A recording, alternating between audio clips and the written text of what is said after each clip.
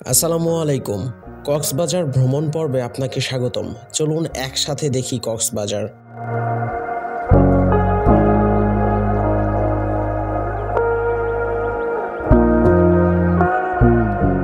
আমরা কক্সবাজার পৌঁছাই দুপুর 12টায়। আগে থেকেই অগ্রিম বুকিং দেওয়া ছিল আমাদের হোটেল, তাই হোটেল খুঁজে পেতে আর ঝামেলা নেই। বাস থেকে নেমেই হোটেলে যাই এবং দ্রুত ফ্রেশ হয়ে বের হয়ে যাই সমুদ্র সৈকত দেখার উদ্দেশ্যে। কিন্তু ক্ষুধা লেগেছে অনেক, তাই একটি রেস্টুরেন্টে বসে কোরাল মাছ দিয়ে খেয়ে নিলাম। রেস্টুরেন্টটি অনেক সুন্দর ছিল, সম্পূর্ণটি বাঁশ দিয়ে বানানো। আমরা ছিলাম 3 জন। বিল এসেছে 750 টাকা। এবার চলেন সৈকতের দিকে যাওয়া যাক। কক্সবাজারে বেশ কয়েকটি সৈকত রয়েছে, তবে সবচেয়ে বেশি জনপ্রিয় সুগন্ধা এবং লাবণী ও কলাতলি। তবে আপনাদের নিয়ে যাব এখন সুগন্ধা বিচে। আমাদের হোটেল ছিল লাইট হাউস রোডে। এখান থেকে সুগন্ধা বিচে 40 থেকে 50 টাকা দিয়ে রিকশায় যাওয়া যায়, কিন্তু আমরা হেঁটেই যাচ্ছি। যেতে যেতে পথে একজোড়া জুতো কিনে নিলাম আমরা। দাম নিল 500 টাকা। চাইলে আপনারাও এখান থেকে নিতে পারেন। বেশ কয়েকটি জুতার দোকান রয়েছে, তবে দাম একটু বেশিই মনে হলো। সুগন্ধা বিচের শুরুতেই দেখতে পারবেন তথ্য অভিযোগ কেন্দ্র। কোনো কিছু জানতে অথবা অভিযোগ জানাতে চাইলে এখানেই যোগাযোগ করতে হবে আপনাকে। যেহেতু আমরা শীতকালে কক্সবাজার এসেছি, তাই প্রচুর পর্যটক এসেছে। এখানে লকারেরও ব্যবস্থা আছে, জুতো মোবাইল রাখার জন্য ভাড়া নিতে পারেন। সমুদ্রের অপরূপ সৌন্দর্য দেখছেন হাজার হাজার পর্যটক। কেউ ছবি তুলছেন, কেউ সমুদ্রের ঢেউয়ে আনন্দে মেতে উঠছেন। আপনি সমুদ্রে নামতে না চাইলে ছাতা দিয়ে ছাউনি দেওয়া বেড আছে এখানে। চাইলে প্রতি ঘন্টা হিসেবে ভাড়া নিয়ে সমুদ্রের বিশালতা দেখতে পারেন। বিচে হরেক রকমের মুখরোচক খাবার পাবেন, চাইলেই খেতে পারেন। দাম বেশি নয়। আপনি যদি গভীর সমুদ্রে যেতে চান তাহলে এখানে পাবেন স্পিড বোট। স্পিড বোটে ওঠার আগে অবশ্যই দামাদামি করে নেবেন। সর্বোচ্চ 300 থেকে 500 টাকার মধ্যে রাউন্ড ট্রিপ হয়ে থাকে এই বোটগুলোর। আপনি যদি সাঁতার না জেনে থাকেন, সমুদ্রে নামার পর যদি ভয় লাগে, সেক্ষেত্রে আপনি টিউব নিতে পারেন।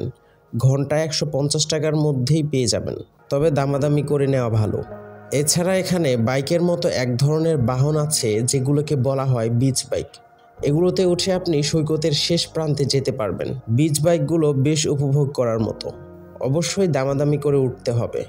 সমুদ্র সৈকত নামার পর অবশ্যই লাইফগার্ডদের নির্দেশনা অনুসরণ করবেন, না হলে বড় ধরনের বিপদ ঘটে যেতে পারে। এখানে আপনি চাইলে ঘোড়ার পিঠেও উঠতে পারেন। বিচের উপর দিকে দেখতে পারবেন ঝাউবন, যেখানে আপনি চায়ের আড্ডা দিতে পারেন, অথবা বসে থাকতে পারেন, অথবা হাঁটতেও পারেন। বিচের উপরেই ঝাউবনের সাথেই প্লাস্টিক দিয়ে বিশাল এক দানব বানানো হয়েছে। প্লাস্টিকের ক্ষতিকারক দিকগুলো বোঝাতেই মূলত এই উদ্যোগটি নেওয়া হয়েছে। ছবি তোলার ক্ষেত্রে বেশ সচেতন থাকতে হবে আপনাকে। ফটোগ্রাফাররা বেশ বিরক্ত করবে আপনাকে।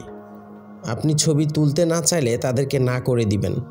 যদি ছবি তুলতে চান সেক্ষেত্রে দামাদামি করে নেবেন, এবং আপনি এটি নিশ্চিত থাকেন আপনি যে পরিমাণ ছবি তুলতে চাচ্ছেন তার চেয়ে দ্বিগুণ ছবি আপনাকে তারা দিবে। কেননা তারা প্রয়োজনের চেয়ে অতিরিক্ত ছবি তুলবে। যদিও তারা সঠিক সিনটি ক্যাপচার করার জন্য অতিরিক্ত ছবি তুলে, কিন্তু সঠিক সিনটি রেখে বাকিগুলো তারা ডিলিট করে না। সমুদ্র সৈকতে আসলে আপনি আপনার দুঃখ কষ্ট ভুলে যাবেন। সৃষ্টিকর্তার অপরূপ সৌন্দর্যে আপনি মুগ্ধ হতে বাধ্য। আপনাকে মুগ্ধ হতেই হবে। সমুদ্রের এই বিশালতা দেখতে দেখতে সূর্যাস্তের সময় হয়ে গেল। আহা, কি অপরূপ সেই দৃশ্য! হাজার হাজার পর্যটক একসাথে দেখেন কক্সবাজারের সূর্যাস্ত।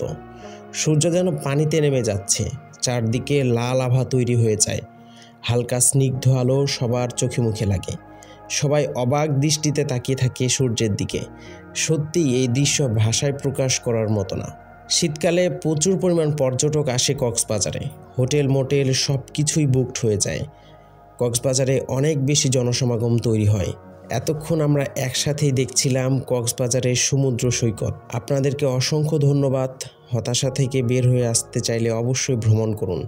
ভিডিওটি কেমন লাগলো অবশ্যই জানাতে ভুলবেন না। আজ এই পর্যন্তই। আল্লাহ হাফেজ।